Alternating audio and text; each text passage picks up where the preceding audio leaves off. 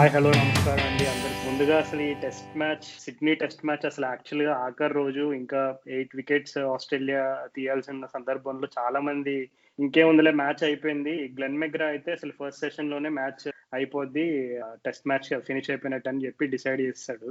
అట్లాగే నేను కూడా ఏంటంటే సర్లే ఒకవేళ ఏమైనా లక్ ఉంటే సెకండ్ సెషన్ నుంచి మ్యాచ్ చూద్దాం అనే టైప్ లో నేను ఆల్మోస్ట్ ఫస్ట్ సెషన్ అయిన తర్వాత నేను నిద్రలేసాను. First of all score card just పైన మా క్రిక్బజ్ యాప్ లో ఫ్లాష్ అయ్యే స్కోర్ కార్డ్ చూస్తే అందులో 3 వికెట్స్ డౌన్ ఉంది, కానీ స్కోర్ చూస్తే కొంచెం 200+ పాజిటివ్ గానే ఉంది. నాకు ఎక్కడో ఒక చిన్న hope, okay Hanuma Vihari final గా కొంచెం వచ్చి సెటిల్ అయ్యాడు అనుకుంటా అని చెప్పి ఓపెన్ చేసి అక్కడ చూస్తే రిషబ్ పంత్ ఉంది స్కోర్ కార్డు. రిషబ్ పంత్ ఏమో T20 లాగా ఆడుతున్నాడు. అసలు అక్కడి నుంచి మ్యాచ్ ఫాలో అయ్యాను. నాకు తెలిసి this has to be one of the best drawn test matches I have ever watch. So మనతో మాట్లాడడానికి ఎప్పటిలాగే రాహుల్ ఉన్నాడు. సో ముందు రాహుల్ రియాక్షన్ ఉందా? రాహుల్, ఎట్లా అనిపించింది ఈ మ్యాచ్ ని, ఎస్పెషల్లీ లాస్ట్ డే? గర్వం రాజు, అసలు చాలా గర్వంగా ఉండే అసలు చూస్తుంటే. అసలు అంటే నేను చాలా సార్లు నేను ముందు కూడా అన్నా అనుకుంటా, ఇండియా వాళ్ళు ఆడే బ్రాండ్ ఆఫ్ టెస్ట్ క్రికెట్ సరిగ్గా ఉండట్లే ఈ మధ్య, అంటే అట్రాక్టివ్ బ్రాండ్ ఆఫ్ క్రికెట్ ఆడట్లే మనము అని. కానీ అసలు ఈ టెస్ట్ మ్యాచ్ అయితే అసలు ఎస్పెషల్లీ లాస్ట్ డే చూపించిన గ్రిట్ డిటర్మినేషన్ మాత్రం అసలు అది ఏమో దట్ వాస్ అంటే ఇంతగానో ఇంత పవర్ఫుల్ క్యారెక్టర్స్ ఎప్పుడు ఆడారు ఇండియన్ క్రికెట్ కంటే నాకు వాళ్ళ నలుగురు మనగాళ్ళు ఉన్నారు కదా, సచిన్, ద్రవిడ్, లక్ష్మణ్, గంగూలీ, సేవాగ్. ఆ రోజుల్లో ఇంత ఇంత జోష్ ఉండేది అనమాట. ఇండియా టెస్ట్ మ్యాచ్ సేవ్ చేస్తుందని, గెలుస్తారని చెప్పేసి, ఎక్కడి నుంచో వెనకాల నుంచి మ్యాచ్ కంబ్యాక్ చేసి గెలిపిస్తారని. సో అలాంటి ఫీలింగ్ మళ్ళీ ఈ టీమ్ తెప్పిస్తోందంటే there is something special Raju. అసలు మరి ఏంటో, మరి వాట్ హ్యాపెన్ సడన్లీ నీకు ఇంత మేబీ నీకు ఇంజురీస్ అవ్వడం వల్ల కానీ, నీకు క్రౌడ్ వాళ్ళు సిరాజ్ తిట్టడం వల్ల కానీ, దేర్ ఇస్ సంథింగ్ ఏదో చాలా చేంజ్డ్ గా కనిపిస్తుంది డ్రెస్సింగ్ రూమ్ కానీ, ప్లేయర్స్ కానీ, ఆట కానీ మొత్తం. I'm really touched. నేను అంటే చాలా ఎమోషనల్ గా అనిపించింది నాకు ఇవాళ. ఎస్పెషల్ విహారీ, అసలు ఎన్ని ఎదురు ఆటంకాలు వచ్చినా కానీ అసలు నీకు విహారీ సడన్ గా నీకు ఓకే తన స్పాట్ కోసం ఆడుతున్నాడు, ఫుల్ ప్రెషర్ మీద ఉన్నాడు, కానీ తన హామ్ స్ట్రింగ్ ఇంజురీ అయినా కానీ తన ఎట్లనో వదలకుండా అసలు లాస్ట్ 5 ఓవర్స్ కానీ అసలు ఛాన్స్ కూడా ఇవ్వలేదు విహారీ అసలు ఓ వికెట్ కి. సో అంటే గ్రేట్ రాజు. అసలు నేనైతే నాకు మాటలు కూడా రావట్లేదు. అంటే ఇప్పుడే మ్యాచ్ కాబట్టి, మ్యాచ్ అయిన 10 నిమిషాలుగా మనం మాట్లాడుతున్నాం కాబట్టి అసలు ఎక్స్ట్రాడినరీ అసలు. అవును రాహుల్, అది కరెక్ట్ గా చెప్పావు. ఇప్పుడే జస్ట్ అశ్విన్ కూడా ప్రెజెంటేషన్ లో ఏమని చెప్పాడంటే, మేము ఇండియా పాకిస్తాన్ ఇప్పుడు ఎక్కువ ఫ్రీక్వెంట్ గా మ్యాచెస్ జరగట్లేదు కాబట్టి ఇండియాకి ఇప్పుడు బిగ్గెస్ట్ రైవలరీ క్రికెట్ లో ఏదైనా ఉందంటది ఆస్ట్రేలియాతో అని కూడా మెన్షన్ కూడా చేశాడు. పైగా ఇంకొక సర్ప్రైజింగ్ విషయం ఏంటంటే, ఈ 21st సెంచరీలో ఇప్పుడు ఇండియా ఆడిన ఓవర్లు వచ్చేసి 131. సో ఈ 21st సెంచరీలో ఒక టెస్ట్ మ్యాచ్ డ్రా చేయడానికి ఇండియా ఎక్కువగా ఆడిన ఓవర్స్ ఇదే. సో ఇది ఏమాత్రం కూడా మనం మేబీ ఒక 10-15 ఇయర్స్ ముందుకు వెళ్ళిపోయిన తర్వాత ఈ టెస్ట్ మ్యాచ్ స్కోర్ కార్డ్ చూస్తే అందరూ అనుకుంటారు ఏదోలే బోరింగ్ డ్రా టెస్ట్ మ్యాచ్ అయి ఉంటుంది అని అనుకుంటారు. కానీ లాస్ట్ 2 సెషన్స్ లో ఎస్పెషల్లీ ఈ రోజు మొమెంటం అంటే రిషబ్ పంత్ అంటే రహానే చెప్పాడు అనమాట ప్రెజెంటేషన్ లో, ఎందుకు రిషబ్ పంత్ ని ప్రమోట్ చేయాల్సి వచ్చిందంటే మాకు లెఫ్ట్ అండ్ రైట్ కాంబినేషన్ కావాలని అనిపించింది అని చెప్పాడు. పైగా రిషబ్ పంత్ స్పిన్ పైన ఎట్లా ఆడగలడు అనేది అందరికీ తెలిసిన విషయమే. ఎస్పెషల్లీ నేదన్ లైన్, తను అంతకుముందు కూడా నేదన్ లైన్ అటాక్ చేయడానికి టెస్ట్ క్రికెట్ లో మనం చూసాము. సో అది ఆ స్మార్ట్ మూవ్. అంటే రిషబ్ పంత్ అక్కడ ఎప్పుడైతే తను ఇన్నింగ్స్ మొమెంటమ్ ని కొంచెం చేంజ్ చేశాడో వెంటనే మరలా విహారీ వచ్చి కొంచెం చాలా మంది మ్యాచ్ గెలుస్తుందేమో అని అనుకున్నారు. అంటే చాలా మందికి అనిపించవచ్చు అసలు ఏంటి విహారీ ఫిట్ గా ఉండుంటే మన ఇండియా మ్యాచ్ గెలిచేదని. యాక్చువల్లీ అసలు ఎప్పుడైనా సరే ఒక టీం గెలుపు కోసం ప్రయత్నం చేస్తుందంటే ఖచ్చితంగా ప్రాబబిలిటీ ఎక్కువ ఉంటుంది, అంటే అవుట్ అయిపోయే ప్రాబబిలిటీ కూడా ఎక్కువ ఉంటుంది. ఎందుకంటే కొన్ని సందర్భాల్లో తెలియకుండా ఇన్స్టింక్ట్స్ ఏంటంటే రన్ స్కోరింగ్ ఆపర్చునిటీ కోసం ట్రై చేసి ఎడ్జెస్ అవ్వడం ఇట్లాంటివన్నీ కూడా జరుగుతూ ఉంటాయి.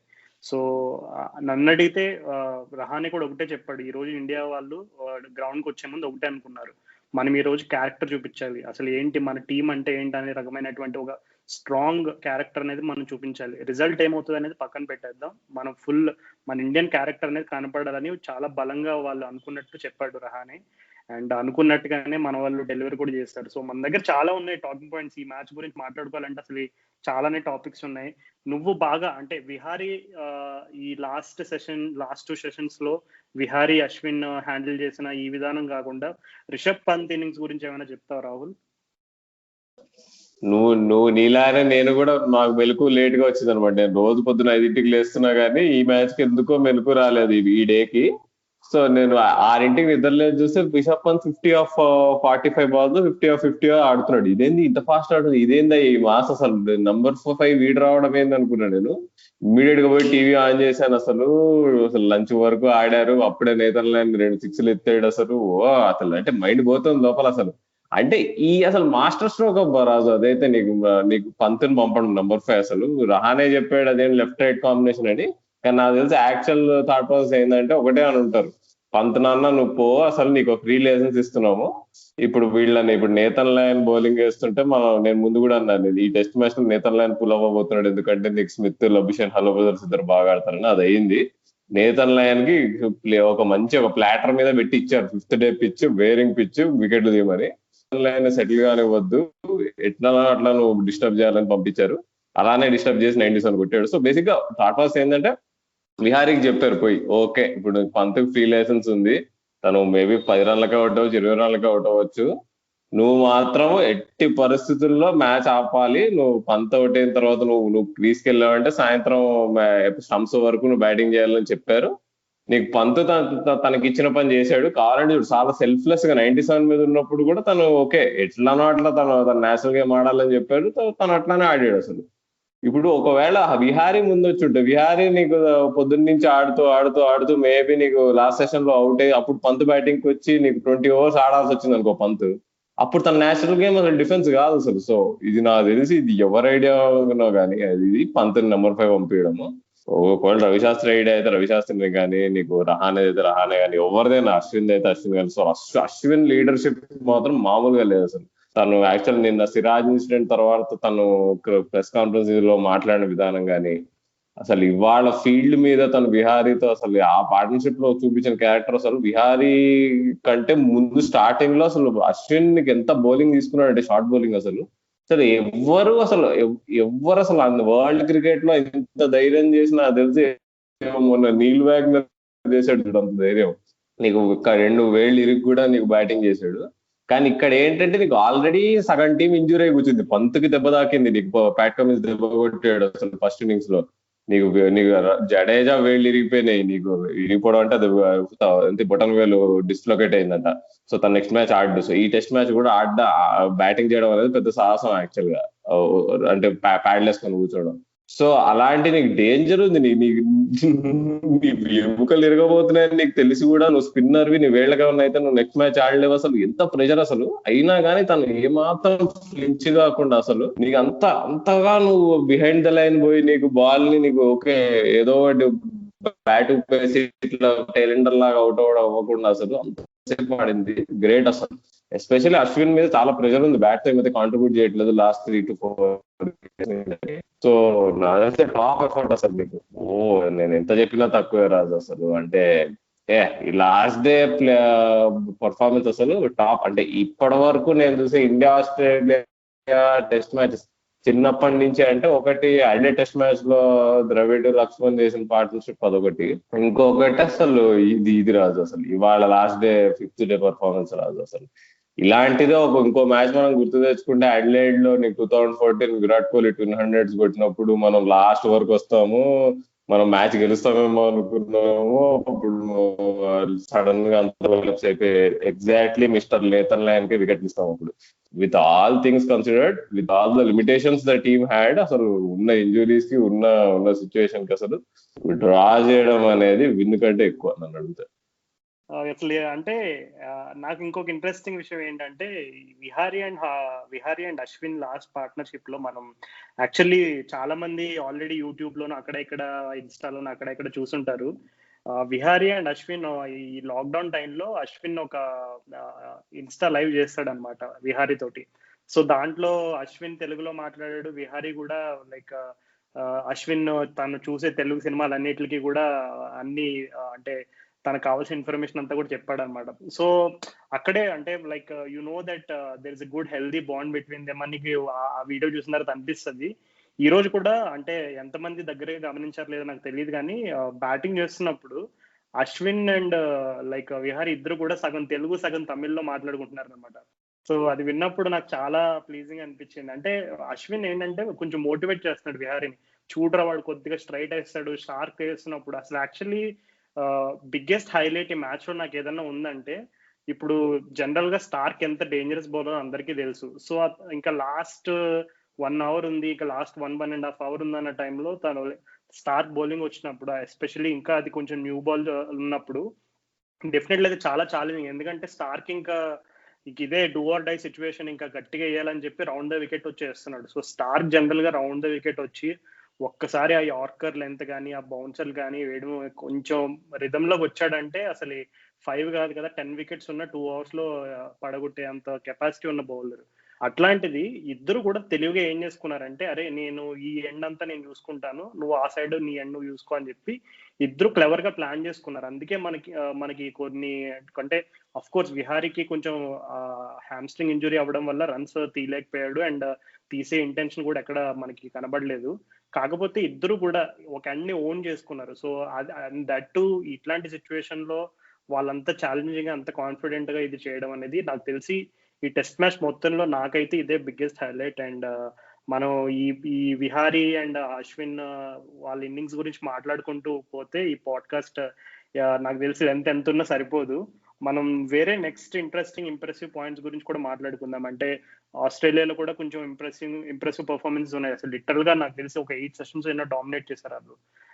కానీ ఈ రోజు అసలు యాక్చువల్లీ టిమ్ పెయిన్ దగ్గర 3 క్యాచెస్ వదిలేశాడు. సో అసలు ఆస్ట్రేలియా జనరల్ గా 99/10 పీపుల్ అసలు ఈ రోజు ఆస్ట్రేలియా మ్యాచ్ గెలుస్తుంది 2.5 సెషన్స్ లోపు అయిపోద్ది అనేటట్టు అనుకుని ఉంటారు. కానీ అసలు ఈ ఓవరాల్ గా అసలు నువ్వు టెస్ట్ మ్యాచ్ చూసుకుంటే ఆస్ట్రేలియా ఇట్లా ఈ రోజు ఇలా డ్రా చేసుకోవడం అనే సిచ్యువేషన్ వస్తుందని నువ్వు అసలు ఎక్స్పెక్ట్ చేసావా? లేదు అసలు మెయిన్ డ్రాబ్యాక్స్ ఏమున్నాయి అనుకుంటున్నావు ఆస్ట్రేలియన్ పర్స్పెక్టివ్ లో?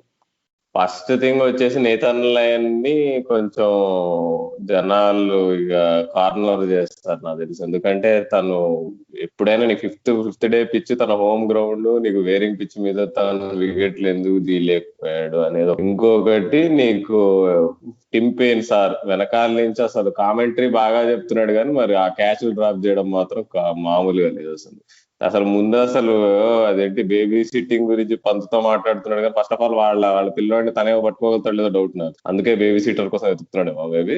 సో నీకు టిమ్ పెయిన్ మాత్రం చాలా టు బ్లేమ్. యాక్చువల్ గా ఎండ్ లో కూడా నీకు స్టార్క్ రివర్సింగ్ చేసినప్పుడు నీకు విహారీ క్యాచ్ కూడా అసలు అది ఎందుకు అనవసరంగా పుల్లబెట్టాడు. సో నాకు తెలిసి ఈ సిరీస్ ఒకవేళ అంటే ఇండియానే గెలిచింది అనుకో అవుట్ రైట్ గా, టిమ్ పెయిన్ క్యాప్టెన్సీ చాలా డేంజర్ ఉంటుంది, టిమ్ పెయిన్స్ టీమ్ లో స్పాట్ కూడా డేంజర్ ఉంటుంది. సో ఈ కల్ప్రిట్స్ ఈ మ్యాచ్ ఆస్ట్రేలియన్ పర్స్పెక్టివ్ లో మ్యాచ్ కా ముజ్రిమ్స్ ఎవరు అంటే టిమ్ పెయిన్, నేథన్ లయన్ ఇద్దరు. నేథన్ లయన్ మన వాళ్ళు ఎంత బాగా ఆడినా కానీ ఇంకొంచెం బెటర్ గా వేసి ఉండొచ్చేమో అనిపించింది నాకు. అంటే చూస్తుంటే ఇది వరకు మనం పాత మ్యాచ్లలో చూసిన నేథన్ లయన్ ఎఫెక్టివ్ గా ఎంత బాగా వేసేవాడో ఇవాళ అంత బాగా లెన్స్ గానీ అది కానీ కుదరలేదు. అంటే ఒక రకంగా చాలా క్రెడిట్ ఇవ్వాలి. అంటే 70% of the credit Nathan Lyon విషయంలో మా ఇండియన్ బ్యాట్స్మెన్ కే రావాలి. బట్ మేబీ 30% తనకున్న ఎక్స్పీరియన్స్ వల్ల మేబీ కొంచెం బెటర్ గా వేసి ఉండొచ్చేమో అనిపించింది. పేస్ బౌలర్స్ అందరూ టు దేర్ పొటెన్షియల్ వేసారు. నీకు కమిన్స్ అయినా స్టార్క్ అయినా అందరు అసలు అవుట్ చేయడం కాకపోతే మినిమం చేతిలో నిలబెట్టారుగా అందరిని కూర్చోబెట్టి. ఇంకా అంతకంటే ఏం చేస్తారు Australian fast bowlers. So only lion మీదనే అబ్బా అంతా. అవును రాహుల్, ఇప్పుడిప్పుడే సచిన్ టెండూల్కర్ కూడా ట్వీట్ చేశాడు, really proud of Cheteshwar Pujara, Hanuma Vihari, Rishabh Pant వీళ్ళందరి, రవి అశ్విన్ వీళ్ళందరినీ మెన్షన్ చేసి నిజంగా మన ఇండియన్ డ్రెస్సింగ్ రూమ్ మోరల్ ఇప్పుడు చాలా హైలో ఉంటుందని కూడా మెన్షన్ చేశాడు. అండ్ నిజంగా ఇండియన్ డ్రెస్సింగ్ రూమ్ గురించి ఒక మాట అనగా నాకు ఒక మాట గుర్తొచ్చింది. లాస్ట్ ఇయర్ కోహ్లీ, నేను నీకు ఈ మ్యాచ్ స్టార్ట్ అయ్యే ముందు కూడా నీకు ఆ మెసేజ్ పంపించాను.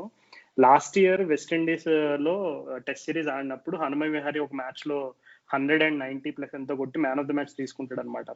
ఆ మ్యాచ్ లో కోహ్లీ ఏం చెప్తాడంటే విహారీ గురించి, అసలు విహారీ బ్యాటింగ్ చేస్తున్నప్పుడు డ్రెస్సింగ్ రూమ్ చాలా ప్రశాంతంగా ఉంటుంది, అసలు మేము ఏమాత్రం కంగారు పడడం. ఎందుకంటే విహారీ తన మధ్యలో ఏం చేస్తున్నాడో తనకు ఫుల్ క్లారిటీ ఉన్న కుర్రాడు, అసలు చాలా డిటర్మైండ్ గా ఉంటాడు. ఏ సిచ్యువేషన్ అన్నా సరే, ఎట్లాంటి సిచ్యువేషన్ అయినా టీం కోసం ఆడే టైప్ ఆఫ్ పర్సన్ తను.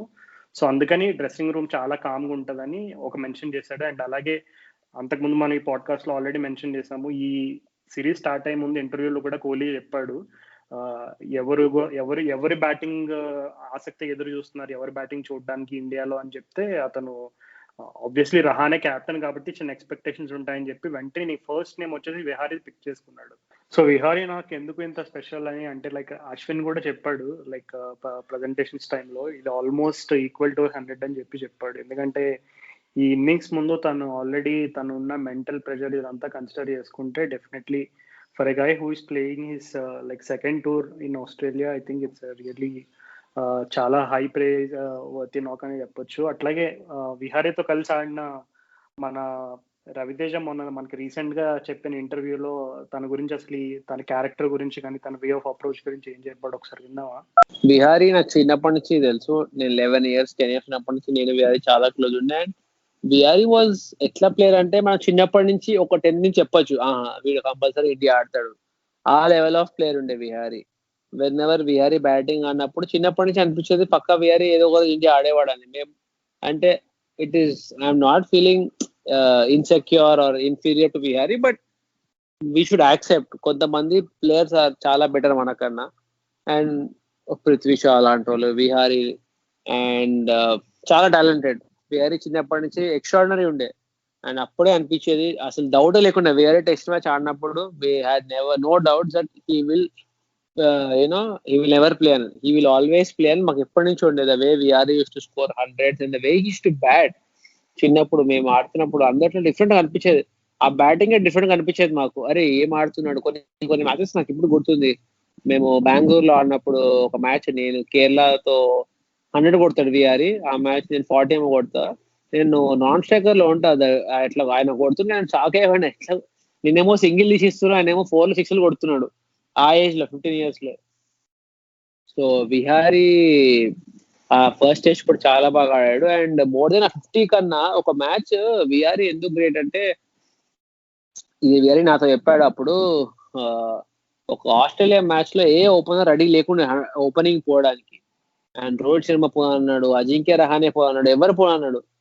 విహారీని అడిగాడు విరాట్ కోహ్లీ పోతావా అని. విరాట్ కోహ్లీకి ఎస్ అని చెప్పాడు విహారీ. అండ్ అదే బాక్సింగ్ డే టెస్ట్ లో 76,000 members ఫుల్ క్రౌడ్ లో ఓపెనింగ్ వెళ్ళి మిచిల్ స్టార్క్ మీకు బౌలింగ్ వేస్తుంటే అది ఒక different level of pressure. And దానికన్నా మించి లైఫ్ లో అది ఆడితే ఇంకేం ఆడినా మీకు ఫరక్ పడదు.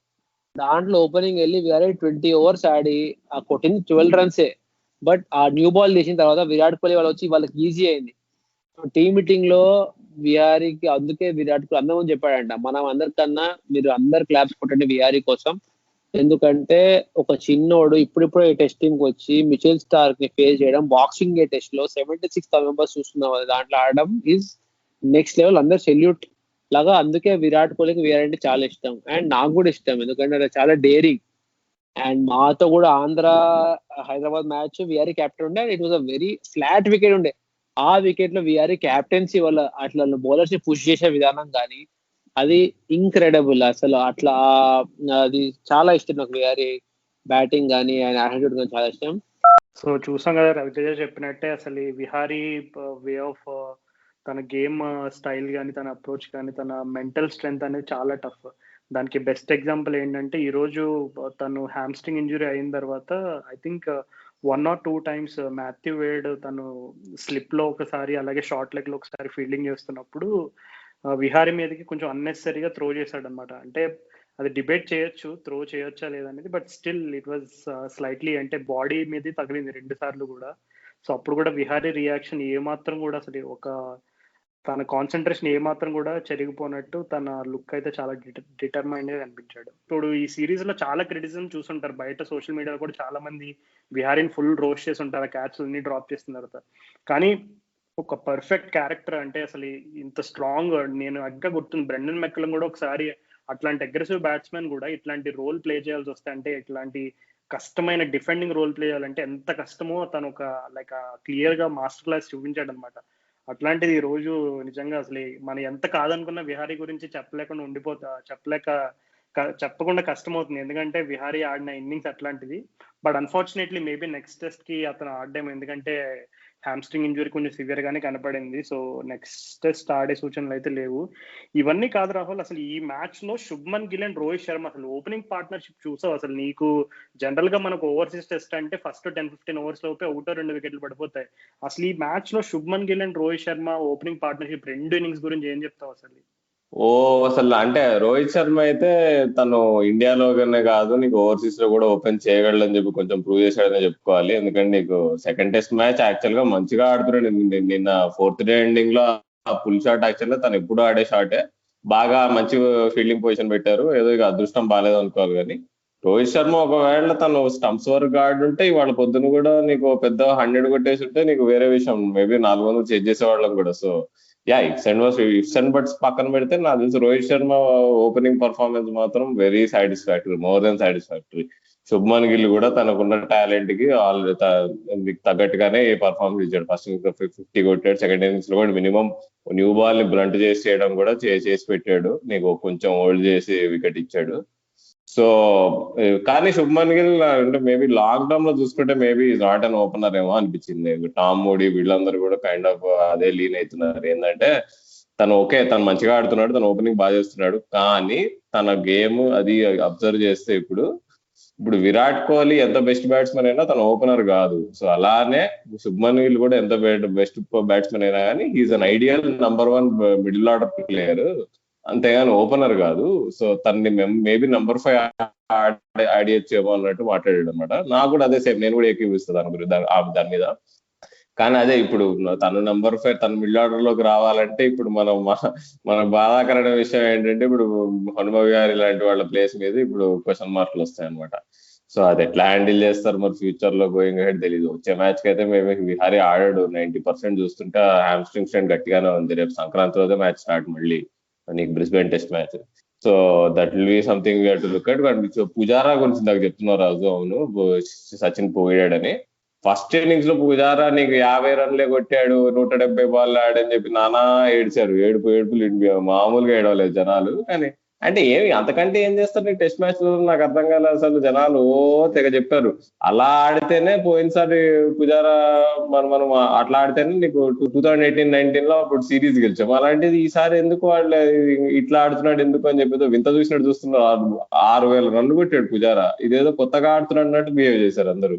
ఏమో దానికి రియాక్షన్ గానో ఏమో మరి సెకండ్ ఇన్నింగ్స్ లో ఎంత అటాకింగ్ ఆడాడు అనిపించింది నాకు. పంత్తో పాటు తను కూడా స్టార్టింగ్ లో అంటే నీకు పుజారా బాగా డిఫెన్స్ ఆడాడు. కానీ ఒక్కసారి 50 దాటిన తర్వాత ఫటా కొట్టి 75 వరకు బాగా యాక్సిలరేట్ అయ్యాడు. అసలు ప్యాక్ కమిన్స్ అయితే ఫట్ 3 బౌండరీలు కొట్టాడు లైన్ గా అసలు. సో అసలు పుజారా అవుట్ గా అసలు నేను యాక్చువల్ తను బ్యాక్ త్రూ చేస్తాడు అనుకున్నా. అసలు చాలా బాగా ఆడుతుండే, బ్యూటిఫుల్ గా ఆడుతుండే. కానీ ఒక సూపర్ డెలివరీ, హేజల్వుడ్ వేసిన డెలివరీ అది ఎవరైనా అవుట్ అవుతాడు నాకు తెలిసి. సో దానికి అవుట్ అవడానికి సిగ్గుపడి మాత్రం పడద్దు. బట్ పుజారా పర్ఫార్మెన్స్ ఈ టెస్ట్ మ్యాచ్ లో సడన్ గా అందరూ మర్చిపోతున్నారేమో. ఎందుకంటే నీకు లాస్ట్ కి అశ్విన్ విహారీ లాస్ట్ సెషన్ ఆడారని. కానీ Pujara first class batsmen, India's best number 3 after Rahul Dravid, దానిలో అయితే డౌటే లేదు. సో నాకు తెలుసు అంటే నెగిటివ్ పాయింట్స్ కంటే అసలు పాజిటివ్స్ ఎక్కువనే రాదు. అసలు మ్యాచ్ అసలు డ్రా చేసుకున్నాం కానీ. అవును రాహుల్, అసలు నువ్వు చెప్పింది పుజారా గురించి ఇంక అందులో ఏమాత్రం కూడా మనం సందేహం లేదు. ఆ ఇన్నింగ్స్ నిజంగా చాలా స్పెషల్ ఇన్నింగ్స్. మన వాళ్ళకి బాల్ ని బాగా బాది T20 క్రికెట్ బాగా అలవాటు పడిపోయి అసలు ఎవడైనా సరే డిఫెన్స్ ఆడుతుంటే చూడలేకపోతున్నారు చాలా మంది. వాళ్ళందరికీ నేను చెప్పేది ఒకటే, టెస్ట్ క్రికెట్ అంటే ఇట్స్ ఒక ఆర్ట్ లాంటిది. దాన్ని మనం ఆస్వాదిస్తూ ఉండాలంటే దాని గేమ్ లో ఉన్న లోతు, గేమ్ లో ఉన్న సిచ్యువేషన్, ఎట్లాంటి సిచ్యువేషన్ కి ఎట్లాంటి ఇప్పుడు అంటే నాకు ఇంకా గుర్తుంది హర్ష బొగ్లే ఒక సందర్భంలో ఎక్కడో ఏదో ఐఎంలోనే ఎక్కడో లెక్చర్ ఇస్తూ ఈ టెస్ట్ క్రికెట్ ని యుద్ధంతో పోలుస్తాడు అనమాట. అంటే టెస్ట్ క్రికెట్ అంటే ఎందుకు అంత పెద్ద మాట, యుద్ధం అంటే అసలు ఏదో రక్తాలు కొట్టేసుకోవడం చంపేసుకోవడం చాలా ఉంటాయి. కానీ టెస్ట్ క్రికెట్ ని ఎందుకు యుద్ధంతో పోలుస్తారంటే ప్రతిరోజు నువ్వు ఒక ఛాలెంజ్ లాంటిది, ప్రతి బాల్ కూడా ఛాలెంజ్ లాంటిది. నువ్వు T20s 1 days లోనైనా నీకు అట్లీస్ట్ ఎక్కడైనా గేమ్ ని కొంచెం ఒక సిచ్యువేషన్ నుంచి ఒక సిచ్యువేషన్ కి మారడానికి ఆస్కారం ఉంటుంది. కానీ టెస్ట్ మ్యాచ్ లో అలా కాదు. ఒక చిన్న డిస్మిసల్, ఒక చిన్న మిస్టేక్ తోటి ఇప్పుడు just for example third session starting లో ఏ విహారీయో అశ్విన్ ఎవరైనా అవుట్ అయి ఉంటే అసలు సిచ్యువేషన్ ఎలా ఉండేదో ఒకసారి ఊహించుకో. ఒక చిన్న లేదంటే పెయిన్ క్యాచెస్ డ్రాప్ చేశాడు. ఆ లాస్ట్ 1 hour లో కూడా స్టార్క్ వేస్తున్న ఇంటెన్సిటీ చూస్తే అసలు వికెట్లని ఎరగొట్టేస్తాడేమో అని అట్లా అనిపించింది. అంటే నిజంగా చాలా ఇంటెన్స్ చూపించాడు. బట్ అన్ఫార్చునేట్ గా స్టార్క్ ఏంటంటే కొంచెం కన్సిస్టెన్సీ మెయింటైన్ చేయలేదు లైన్ లో. 1-2 సూపర్ డెలివరీస్ అయితే వేశాడు విహారీకి, అశ్విన్ కి కూడా అక్కడక్కడ. బట్ అన్ఫార్చునేట్లీ కన్సిస్టెన్సీ అనేది మెయింటైన్ చేయలేకపోవడం వల్ల అలా జరిగింది. బట్ నువ్వు చెప్పింది చాలా ఇంపార్టెంట్ పాయింట్. అంటే అందరికి ఈ టెస్ట్ మ్యాచ్ లో స్టీవ్ స్మిత్ మళ్ళీ బ్యాక్ టు ఫామ్. నెక్స్ట్ అలాగే ఆస్ట్రేలియన్ లో డెబ్యూటెంట్ అయిన విల్ పుకాస్కి అండ్ మళ్ళీ క్యామ్ గ్రీన్ కూడా తన తనని ఎందుకు ఆస్ట్రేలియన్ సెలెక్ట్ చేశారు, తను ఎందుకు బ్యాక్ చేస్తున్నారు, ట్రావిస్ హెడ్ ఇట్లాంటి సీనియర్ ప్లేయర్స్ కూడా పక్కన పెట్టి తను ఎందుకు ఆపర్చునిటీస్ ఇస్తున్నారు అనేది రుజువు చేసుకున్నాడు. తన సెకండ్ ఇన్నింగ్స్ లో ఒక అద్భుతమైన ఇన్నింగ్స్ ఆడాడు. 100 కొట్టడానికి ట్రై చేశాడు కానీ అన్ఫార్చునేట్లీగా సెట్ అవ్వలేదు, అది కుదరలేదు. బట్ అసలు టెస్ట్ మ్యాచ్ లో ఇంకా ఈ క్రికెటింగ్ వైజ్ గా మనం మాట్లాడుకుంటే ఇలాగా నువ్వు అన్నట్టుగానే చాలా ఇఫ్స్ అండ్ బట్స్ ఉన్నాయి రెండు టీమ్స్ నుంచి. కానీ అన్నిటికంటే ఒక అన్ఫార్చునేట్ ఇన్సిడెంట్ ఒకటి జరిగింది. మీరందరూ కూడా అక్కడక్కడ చూసి ఉంటారు, వినే ఉంటారు. అది మొహమ్మద్ సిరాజ్ ఫేస్ చేసిన రేషియల్ అబ్యూస్ గురించి. సో మాకు వచ్చిన సమాచారం ఏంటంటే అతను ఫైన్ లెగ్ లో ఫీల్డింగ్ చేస్తున్నప్పుడు వెనకాల కొంతమంది ఆస్ట్రేలియన్ స్పెక్టేటర్స్, ఒక గ్రూప్ ఆఫ్ పీపుల్ అన్నమాట, వాళ్ళు కంటిన్యూస్ గా సిరాజ్ ని రేషియల్ కామెంట్స్ చేశారని విన్నాము. అండ్ ఒక వీడియో అయితే నేను చూసాను, అది నేను ప్రత్యక్షంగా చూసిన వీడియో కాబట్టి చెప్తున్నాను. అది బ్రౌన్ డాగ్ అనే వర్డ్ కూడా ఒకటి యూజ్ చేశారు. సో అది నిజంగా చాలా చాలా హర్ట్ఫుల్ విషయం అండ్ చాలా సీరియస్ మ్యాటర్ అది. బీసీసీఐ వాళ్ళైతే క్రికెట్ ఆస్ట్రేలియాతో కంప్లైంట్ రేస్ చేశారు. సో ఇప్పుడు పోలీస్ ఇన్వెస్టిగేషన్ జరుగుతుంది దానిపైన. క్రికెట్ ఆస్ట్రేలియా వాళ్ళు కూడా ఒక సెపరేట్ ఇన్వెస్టిగేషన్ లాంచ్ చేశారు దానిపైన. సో మ్యాటర్ అయితే చాలా సీరియస్ అయ్యేటట్టు ఉంది. కానీ అసలు జనరల్ గా మనం చూస్తాం, అసలు ఆస్ట్రేలియన్ క్రౌడ్స్ అంటే ఫుల్ రఫ్ అండ్ టఫ్ ఉంటారు, అసలు ప్లేయర్స్ పిచ్చిగా ఏడిపిస్తారనే టైప్ ఆఫ్ హిస్టరీ ఉంది ఆస్ట్రేలియాకి.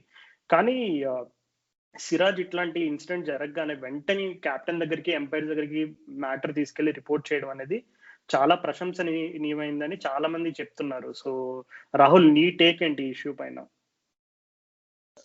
అంటే ఇది ఎప్పుడు తెలిసిందే, కానీ అది ఎప్పుడు అందరూ జనాలు పట్టించుకునేవాళ్ళు కాదు. ఏముందిలే వాళ్ళు తిడితే ఉంది, మనం తిరిగి తిడదాము, ఏముంది పట్టించుకోకూడదని లైట్ తీసుకున్నారు. కానీ ఎప్పుడోప్పుడు ఆగాలి కదా. ఎప్పుడోప్పుడు ఆగాలంటే జనాలు రిపోర్ట్ అవ్వాలి, జనాలు ఏదో ఇది అటెన్షన్ లోకి రావాలి. ఇప్పుడు నువ్వు చెప్పే చూడు వీడియో బయటకు వచ్చిందని, ఇది వరకు ఎవడు పట్టించుకునేవాడు కాదు, ఇది న్యూస్ అయ్యేదే కాదు. ఇప్పుడు సిరాజ్ పోయి కంప్లైంట్ చేయకపోతే ఇది ఇష్యూ అయ్యేదే కాదు, అందరు మర్చిపోయేవాళ్ళు. ఏదో తర్వాత ఆటోబయోగ్రఫీలో సిరాజ్ రాసుకునేవాడు, నన్ను అప్పుడు ఆస్ట్రేలియాలో ఇట్లా అన్నారు, నన్ను తిడుతుండే, బాగా నన్ను అబ్యూజ్ చేస్తుండే అని. కానీ దానివల్ల లాభం ఏమీ లేదు కదా. ఏముంది, సిరాజ్ తర్వాత ఇంకో యువరాజుని తిడతారు వాళ్ళు, తర్వాత ఎవరో యంగ్ ప్లేయర్ పోతే ఆస్ట్రేలియాకి. సో ఇట్లా ఇది చేయడం వల్ల సిరాజ్ తనకి అంటే తనకైన దానికి ఏదో రివెంజ్ అనేది పక్కన పెడితే, అసలు నెక్స్ట్ టూరింగ్ పార్టీస్ అందరూ ఎవరైతే ఇండియన్ ప్లేయర్స్ అమెరికా ఆస్ట్రేలియా పోతారో వాళ్ళు నీకు ఇట్లాంటి ఇష్యూస్ ఫేస్ చేయకుండా ఉండడానికి తను తీసుకున్న యాక్షన్ అసలు చాలా, నువ్వు చెప్పినట్టు it's very brave and it is ప్రశంసనీయం. యాక్చువల్గా తను యాక్చువల్గా తను చాలా డిఫికల్ట్ టైమ్స్ కి గురయ్యాడు అసలు ఈ మధ్య చూసుకుంటే, వాళ్ళ ఫాదర్ పోవడం అది ఇది. బట్ తన ప్రెజెన్స్ ఆఫ్ మైండ్ అది అసలు ఎందుకని ఆ మూమెంట్ ఇంపార్టెన్స్ అనేది తను గ్రహించి చేయడం మాత్రం సూపర్ అసలు. అవును రాహుల్, అది చాలా అన్ఫార్చునేట్ సిచ్యువేషన్ అది. అండ్ ఎస్పెషల్లీ తన పర్సనల్ లైఫ్ లో ఎంత కోల్పోయాడో గత 3-4 నెలలుగా, అది మనం కంపేర్ చేసుకుంటే అది ఇంకా హర్ట్ఫుల్ విషయం అది. సో అట్లీస్ట్ గుడ్ థింగ్ వాళ్ళు రిపోర్ట్ అయితే చేశారు. So hopeful this will set A president for the future. అంటే ఇంకా ముందు ఇట్లాంటి ఇన్సిడెంట్స్ జరిగితే ప్లేయర్స్ ఎవరు కూడా అబ్యూజ్ ని తీసుకోకుండా వెంటనే రిపోర్ట్ చేయడానికి ఇది ఒక చక్కటి ఎగ్జాంపుల్ గా మిగులుతుందని అనుకుందాము. అండ్ నెక్స్ట్ ఇంకా ఆస్ట్రేలియన్ అండ్ ఇండియన్ మనం ఇప్పుడు ఓవరాల్ గా రెండు సైడ్లు మనం మేజర్ పాయింట్స్ అయితే చెప్పుకున్నాము. బట్ నెక్స్ట్ టెస్ట్ మ్యాచ్ వచ్చేసి బ్రిస్బెన్ లో. సో బ్రిస్బెన్ అంటే జనరల్ గా ఆస్ట్రేలియాకి కంచుకోట అంటారు. అండ్ ఇప్పుడు ఇందాక అశ్విన్ ఒక ఫన్నీ కామెంట్ చేశాడు, ఏంటంటే అసలు టీమ్ సెలక్షన్స్ గురించి అడిగితే అశ్విన్ ఏమన్నాడంటే, నాకు తెలిసి రహానే ఇప్పుడు అందరినీ మా డ్రెస్సింగ్ రూమ్ లో ఉన్న ప్లేయర్స్ అందరినీ బయటికి పిలిచేసి, అరే 11 మంది ఎవరు రెడీ ఉన్నారు చెప్పండి, మీరందరూ వచ్చేయండి, ఇంకా మనం వెళ్ళి బ్రిస్బెన్ లో ఆడదాం అనే సిచ్యువేషన్ ఉందని చాలా ఫన్నీగా చెప్పాడు అనమాట. అంటే నిజంగా అన్ఫార్చునేట్, ఎందుకంటే ఇంజురీస్ పైన ఇంజురీస్ టెస్ట్ మ్యాచ్ ఒకరిలో ఇద్దరు ఇంజురీ అయిపోతూ. అండ్ బుమ్రా కూడా ఎందుకో కొంచెం జింజర్ గా కనిపించాడు ఈ టెస్ట్ మ్యాచ్ లో. అంటే బేసిక్ గా జింజర్ అంటే ఏం లేదు, కొంచెం హాఫ్ హార్టెడ్ గా కొద్దిగా స్ట్రగుల్ అవుతున్నట్టుగా, అంటే కంప్లీట్ ఫుల్ ఫిట్నెస్ లేడని అర్థం వస్తుంది. So that is what. So ఇంకా ఈ టెస్ట్ మ్యాచ్ గురించి ఇంకేదైనా చెప్పదలుచుకున్నావు రాహుల్? లేదంటే ఇంక మరి బ్రిస్బెన్ లో like series deciding like test match కాబోతుంది కాబట్టి అందరి కళ్ళు దానిపైన ఉన్నాయి. అండ్ ఇప్పుడే కన్ఫర్మ్ అయిన న్యూస్ ఏంటంటే బ్రిస్బెన్ లోనే మ్యాచ్ జరగబోతుంది. అండ్ అలాగే ఓన్లీ 50% కెపాసిటీ, ఓన్లీ అంతకుముందు కూడా దానిపైన ఇష్యూస్ అయినాయి. బట్ స్టిల్ ఓవరాల్ గా బ్రిస్బెన్ టెస్ట్ మ్యాచ్ గురించి ఇంట్రెస్టింగ్ పాయింట్స్ ఏమున్నాయి మన దగ్గర? ఏం లేదు, ఒకటే చెప్తాను. బ్రిస్బెన్ టెస్ట్ మ్యాచ్ కి బుమ్రా ఇంకా సైని ఇద్దరు జడేజాకి, పంత్ని, అశ్విన్ ని, వీళ్ళందరిని ఎవరినైతే కొట్టి ఇంజూరీ చేశారో, శివరాజన్ తిట్టిన వాళ్ళ తరఫు నుంచి ఎవరైతే ఇదంతా ఇండియన్ టీం ను బాధ పెట్టారో ఈ 3 టెస్ట్ మ్యాచ్లు, ఎస్పెషల్ సిడ్నీ టెస్ట్ మ్యాచ్ లో, వాళ్ళందరి కోసం తను పగ తీసుకుంటాడు. He will take revenge. Bumrah ఇంకా సైని ఇద్దరు కలిసి. నేను చెప్తున్నాగా, Brisbane fastest pitch in Australia. So దాని మీద మన బౌలర్స్ వాళ్ళ బౌలర్స్ కంటే బాగా వేస్తారు, మనం మ్యాచ్ గెలుస్తాం. దట్ ఈస్ మై అదే నా తీర్పు, రాయుడు గారి తీర్పు, అంతే. అవునవును, మర్చిపోయాను అసలు సైని టెస్ట్ మ్యాచ్ డెబ్యూ చేశాడని కూడా మర్చిపోయాం మనం. అసలు సైని గురించి చెప్పు, అతని బౌలింగ్ లో ఏమైనా అంటే like what do you think of his bowling? Saini యాక్చువల్గా అంటే ఓకే, ప్యాచెస్లో బాగా వేసాడు, బట్ మొత్తానికి చూస్తే అసలు యాక్చువల్గా రిధమ్ మొత్తం డౌన్ ఉన్నట్టు అనిపించింది. 145+ ఈజీగా వేయగలుగుతాడు, కానీ మామూలుగా మరి ఏందో ఈసారి 140 కూడా అప్పుడప్పుడు టచ్ అవుతుండే. సో హోప్ఫుల్లీ నెక్స్ట్ మ్యాచ్కి తను బుమ్రా ప్రాబ్లీ పికప్ అయ్యి ఇద్దరు కలిసి బ్రిస్బెన్, ఎందుకంటే చాలా హెల్ప్ దొరుకుతుంది అక్కడ, వాళ్ళిద్దరు బాగా వేస్తారని అనుకోవచ్చు. బట్ అంటే ఒక రకంగా చూస్తే నీకు సాని మరి అంత బ్యాడ్గా కూడా వెళ్ళే, చూస్తే వికెట్లెస్గా అయితే లేకుండే, బాగానే వికెట్స్ తీసాడు అక్కడిక్కడ. సో ఓవరాల్ ఒక good debut. So learning experience తో నెక్స్ట్ టెస్ట్ మ్యాచ్ ఇంకా మంచిగా వేస్తాడని కోరుకుందాం. ఇంకా టీమ్ చేంజెస్ వచ్చేసి అయితే బ్రిస్బెన్ నాకు తెలిసి ఇప్పుడు జడేజా అయితే 90% 95% ఆడాడు. వాళ్ళు ఏదో బ్యాటింగ్ చేయడానికి బయలుదేరాడు, కానీ మోస్ట్లీ 6 weeks అట్లా అవుట్ అంటున్నాడు, కొంచెం సీరియస్ ఇంజరీ అంట. సో మరి అక్కడ వచ్చే చాయిస్ మనకి ఇదే. ఇప్పుడు మనము అదేంటి, ఇప్పుడు కుల్దీప్ యాదవ్ ఆడిస్తే మరి బ్యాటింగ్ నీకు తగ్గిపోతుంది. మరి జడేజాని ఎందుకు ఆడిస్తున్నాం అంటే లాస్ట్ 2 టెస్ట్ మ్యాచెస్ తను బ్యాట్ తో కాంట్రిబ్యూట్ చేస్తాడని చెప్పేసి చేసాడు కూడా, అసలు చాలా ఇంపార్టెంట్ పర్ఫార్మెన్సెస్. సో తను జడేజా బదులు కుల్దీప్ వస్తాడా, మరి లేకపోతే ఇంకో ఫాస్ట్ బౌలర్ ఆడిచ్చేస్తారా? బ్రిస్బెన్ వికెట్ నీకు అంతా ఫాస్ట్ బౌలర్స్ కి అనుకూలంగా ఉంటది కదా అని, మరి అది చూడాలి. ఒకవేళ బిహారీ ఆడకపోతే మాత్రం నాకు తెలిసి మయాంక్ అగర్వాల్ వచ్చేస్తాడు టీమ్ లోకి. మయాంక్ అగర్వాల్ ఓపెనింగ్ చేసి శుభ్మన్ గిల్ నంబర్ 5 ఆడతాడు, మనం ఇందాక అనుకున్నట్టు. సో అదే మోస్ట్లీ జరగబోతుంది. కొంచెం హాఫ్ ఫిట్ ఉన్నా కానీ మేబీ విహారీని ఆడకుండా, ఎందుకంటే ఇంతే ఇంపార్టెంట్ కదా. నువ్వు హాఫ్ ఫిట్ ఉంటే మళ్ళీ టెస్ట్ మ్యాచ్ మధ్యలో సేమ్ హామ్స్ట్రింగ్ అనేది చాలా డేంజరస్ యాక్చువల్ గా, ఈజీగా తగ్గబోవి. సో 2 రోజుల్లో మళ్ళీ మ్యాచ్ అంటే మోస్ట్లీ కష్టం అవ్వచ్చు, ఎస్పెషల్లీ ఒక సెషన్ అంతా బ్యాటింగ్ చేశాడు కాబట్టి. సో మయాంక్ మళ్ళీ ఓపెన్ చేస్తాడు, ఎందుకంటే మయాంక్ డిజర్వ్స్ ఛాన్స్ కూడా నాకు అనిపిస్తుంది ఒక్కోసారి. పోనీ ఎంత 2 మ్యాచ్లు కొంచెం సిట్టింగ్ వికెట్ గా కనిపించినా గానీ తన పర్ఫార్మెన్స్ తను ప్రూవ్ చేసుకున్నాడు టెస్ట్ క్రికెట్ లో. సో తనకు ఇంకో ఛాన్స్ ఇవ్వడం మాత్రం సబబే. కానీ మరి జడేజా లేకపోవడం వల్ల మరి ఆ చాయిస్ వచ్చేసి మరి చూడాలి, మరి శార్దుల్ ఠాకూర్ ఆడిస్తారా బ్యాటింగ్ కోసం అని చెప్పేసి అదో చిన్న థాట్. ఏదైతే శార్దుల్ ఠాకూర్ నైనా ఆడియాలి, లేదంటే కుల్దీప్ నైనా ఆడియాలి, లేకపోతే మరి ఇంకో ఆప్షన్ ఏం లేదు బేసిక్ గా. అవును రాహుల్, అండ్ అన్నిటికంటే బిగ్గెస్ట్ టాకింగ్ పాయింట్స్ వచ్చేసి పెయిన్. స్లోగా అంటే టిమ్ పెయిన్ కొంచెం ఆస్ట్రేలియా క్రికెట్ చాలా కష్టకాలం ఉన్నప్పుడు క్యాప్టెన్సీ బాధ్యతలు తీసుకుని చాలా అద్భుతంగా తన టీంని లీడ్ చేశాడని చాలా ప్రశంసలు అయితే ఉన్నాయి మొన్నటి వరకు. కానీ రాను రాను తన పైన ప్రెషర్ అయితే పెరిగిపోతుంది. ఒకటి వచ్చేసి తనే మేజర్ మూమెంట్స్ లో కొంచెం క్యాచెస్ డ్రాప్ చేయడం అవ్వచ్చు, అలాగే బ్యాటింగ్ తో కొన్ని సందర్భాలు అండర్ పర్ఫామ్ చేయడం అవ్వచ్చు.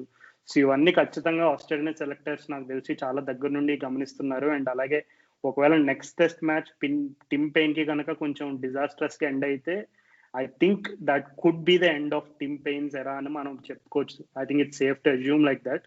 అండ్ స్లెడ్జింగ్ చేసినప్పుడు నేను ఒక లైక్ స్టంప్ మైక్ లో ఒక స్లెడ్జింగ్ నాకు కొంచెం సగం వినపడింది. నేను ఇది కరెక్ట్ అని అనుకుంటున్నాను, it could be wrong as well. అంటే ఏమన్నాడంటే టిమ్ పెయిన్ అశ్విన్ ని, ఏంటి బ్రిస్బెన్ లో నేను చూడాలని, అంటే బ్రిస్బెన్ జనరల్ గా అసలు స్పిన్నర్స్ కి అనుకూలించదు అనమాట. సో అంటే ఇండైరెక్ట్ గా ఏమన్నాడంటే బ్రిస్బెన్ లో ఆడాలి అసలు, నిన్ను బ్రిస్బెన్ లో ఇంకా ఫుల్ నీకు వికెట్లు పడవు కదా, ఇప్పుడు చూస్తాం నీ సంగతి అనే టైప్ లో ఒక చిన్న స్లెడ్జ్ చేస్తే, అశ్విన్ ఏమో బ్రిస్బెన్ సంగతి తర్వాతలే, ముందు నువ్వు ఇండియాకి రా, నువ్వు ఇండియా వస్తే నీ కెరీర్ కి అదే ఆఖరి సిరీస్ అవుతుంది అనే టైప్ లో ఒక ఫుల్ పవర్ఫుల్ రిప్లై కూడా ఇచ్చాడనమాట. సో ఇదే ల్యాండ్స్ మీద అయితే వాళ్ళు స్లెడ్జింగ్ చేసుకున్నారు. ఎగ్జాక్ట్ వర్డింగ్స్ అనేవి అక్కడక్కడ మారచ్చు, బట్ సో ఇది విన్నప్పుడు నాకు మేబీ అదే జరిగే సిచ్యువేషన్ అయితే కనబడుతుంది. So anyways it's been a good test match and నిజంగా బాగా ఎంజాయ్ చేసాం. అండ్ ఎస్పెషల్లీ బేసిక్ గా అశ్విన్ సంక్రాంతి మోడ్ లోకి వచ్చేసాడు. మాస్టర్ సినిమా రిలీజ్ అవుతోంది, దాంతో పాటు మన నిన్ననే రవితేజ హిట్ కొట్టాడు. సో బేసిక్ గా సినిమా మోడ్ లోకి వచ్చేసాడు అన్నమాట. మనం కూడా సినిమా మోడ్ లోకి వచ్చేసాం బేసిక్ గా. సో అదనమాట. సినిమా అంటే నేను ఒకటి చెప్పాలి, టెస్ట్ క్రికెట్ అంటే యాక్చువల్ గా మనం చూసుకుంటే ఆరిజిన్స్ ఆఫ్ టెస్ట్ క్రికెట్ అది ఇది మనం చూసుకుంటే అసలు టెస్ట్ క్రికెట్ నువ్వు అంటే ఈజ్ లైక్ లైఫ్ అన్నట్టు చాలా మంది అంటారు, కానీ నన్ను అడిగితే టెస్ట్ క్రికెట్ ఇస్ లైక్ ఒక సినిమా, ఒక డ్రామా. బేసిక్ గా డ్రామాలో నీకు స్టార్టింగ్ ఉంటుంది, తర్వాత మధ్యలో ఒకలాగా వెళ్తుంది, ట్విస్టులు ఉంటాయి, తర్వాత ఎండ్ లో నువ్వు అంతా క్లైమాక్స్ కోసం వెయిట్ చేస్తుంటావు. సో నీకు ఎండ్ ఏమైతుందో నీకు 3 రిజల్ట్ పాసిబుల్. ఈ క్లైమాక్స్ మనం ఇవాళ డ్రాతో చూసాము. సో నెక్స్ట్ ఈ సిరీస్ మొత్తానికి క్లైమాక్స్ మనం బ్రిస్బెన్ లో చూడబోతున్నాము. సో సంక్రాంతి సినిమా మోడ్ లో ఉన్నాం కాబట్టి బాగా సినిమాటిక్ మాట్లాడుతున్నాం అనుకుంటున్నారు, కానీ యా. అవును రాహుల్, నేను చెప్పే ముందే ఆల్రెడీ టీజర్ వదిలేసావు నువ్వు. సో ఎనీవేస్ ప్రేక్షకులందరూ మా నెక్స్ట్ ఎపిసోడ్ నుంచి మాకైతే పర్సనల్ గా చాలా హై ఎక్స్పెక్టేషన్స్ ఉన్నాయి. ఒక చిన్న ముఖ్య గమనిక ఏంటంటే దయచేసి అందరూ నెక్స్ట్ ఎపిసోడ్ ని స్టార్టింగ్ నుంచి ఎండ్ వరకు ఆపకుండా వినండి. So it is going to be really fun episode. ఎందుకు ఇంతలా చెప్తున్నాం అనేది మేము రిలీజ్ చేసిన తర్వాత మీకే అర్థమవుతుంది. ఒక చిన్నపాటి 1.5 hour ఫుల్ కామెడీ షోలో ఉంటుంది. అట్లీస్ట్ అలా ఉంటుందని మేము ఎక్స్పెక్ట్ చేస్తున్నాం. సో హోప్ఫుల్లీ ఇంత ఎక్కువ బిల్డప్ ఇవ్వడం కూడా మంచిది కాదు. సో మా నెక్స్ట్ ఎపిసోడ్ కోసం వెయిట్ చేస్తూ ఉండండి. Hopefully we all had fun listening to this episode and until next time, this is Raju and Rahul.